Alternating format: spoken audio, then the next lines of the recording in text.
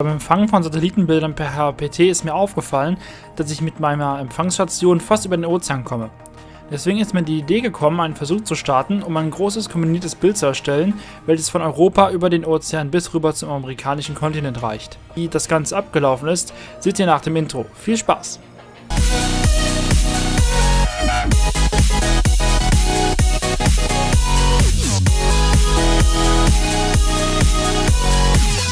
Um das Ganze zu realisieren, brauche ich auf jeden Fall eine weitere Station, welche die Bilder außerhalb meiner Reichweite empfängt.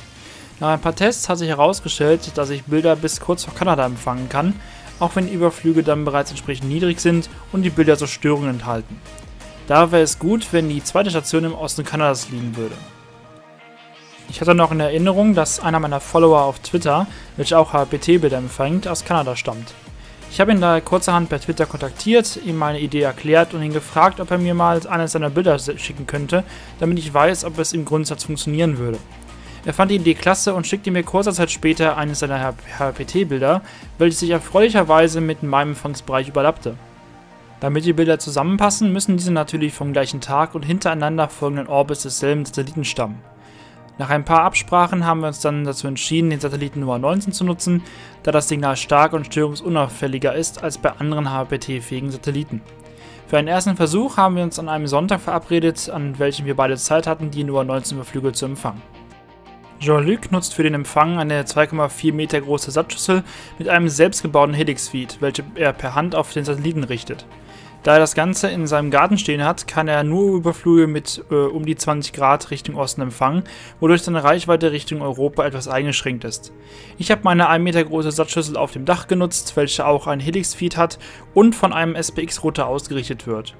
Damit habe ich wegen der Lage der Antenne eine gute Reichweite und bekomme selbst von Überflügen unter 10 Grad noch teilweise brauchbare Bilder. Allerdings ist die Signalstärke bei meinem Setup nicht so besonders gut, weswegen ich etwas mehr Rauschen in den Bildern habe. Ich hoffe, dass ich dies in Zukunft aber beheben kann. Da der Verlauf der Orbits an diesem Tag leider nicht optimal war, konnten wir vom Überflug über dem Atlantik kein ordentliches Bild empfangen. Für mich war der Satellit zwar in Reichweite mit unter 3 Grad maximaler Höhe, war das Bild aber nicht wirklich brauchbar. Trotzdem ist es uns gelungen, eine Überlappung zu bekommen und so trotzdem einen ersten Erfolg zu haben. Um die Bilder miteinander zu verschmelzen, welche ich mit HPT-Reader aus den Daten erstelle, nutze ich übrigens die Software GroundMap und Photoshop. Für den nächsten Versuch haben wir uns einen Tag gesucht, an welchem die Satellitenbahnen so verliefen, dass wir jeden Orbit empfangen konnten. Der erste Überflug für mich hatte eine maximale Höhe von 33 Grad und verlief in östlicher Richtung. Das Signal war leider nicht so stark wie von mir gewohnt, weswegen es leider ein wenig Rauschen enthält. Der zweite Überflug, den ich empfangen habe, produzierte ein gutes und klares Bild mit über 4400 Lines. Der letzte Überflug für mich, der dann folgte, hatte eine maximale Höhe von nur 7,6 Grad. Dieser deckte den Ozean ab, welchen wir für einen guten Übergang der Bilder brauchen. Im ersten Test fehlte dieser Orbit komplett, wodurch die Überlappung nur minimal war. Dieses Mal habe ich aber einige hundert Lines empfangen und ein brauchbares Bild erhalten.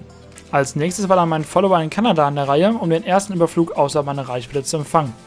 Der Überflug hatte für ihn eine Elevation von etwa 24 Grad und er gab ein sehr klares und rauschfreies Bild, was er mir kurz nach dem Überflug zusendete. Auch das zweite Bild ist richtig gut geworden und zeigt sogar Florida. Wie ihr sehen könnt, kann man auch mit Handtracking perfekte Bilder empfangen, zumindest wenn man es so perfekt kann wie mein Kollege in Kanada. Beim Kombinieren der Bilder hatte ich ein paar Schwierigkeiten gehabt, da die Bilder zu dieser Jahreszeit schon ziemlich dunkel werden in Richtung Osten und somit starke Helligkeitsunterschiede zwischen den Bildern bestehen. Allerdings habe ich sehr erfolgreich kombiniert bekommen und die Farben so gut es geht angepasst. Wir haben es, wie ihr sehen könnt, geschafft, den Ozean mit nur 2 Stationen, meiner hier in Deutschland näher Köln, sowie der anderen in Quebec, Kanada, zu überwinden und ein großes zusammengesetztes Bild zu erstellen. Ich finde das Bild wirklich super, auch wenn es nicht perfekt ist, und ich bin von diesem Ergebnis wirklich sehr beeindruckt. Dieses kleine Projekt hat, glaube ich, gut gezeigt, was möglich ist mit dem Direktempfang von HPT-Signalen, und ich hoffe, dass es andere anregt, sich auch damit zu beschäftigen.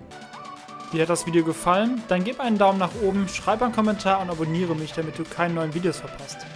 Informationen zu geplanten Videos inklusive dem aktuellen Status sowie mein FAQ und weitere Beiträge findest du auf meiner Website unter tysonpower.de. Danke fürs Zuschauen und bis zum nächsten Video.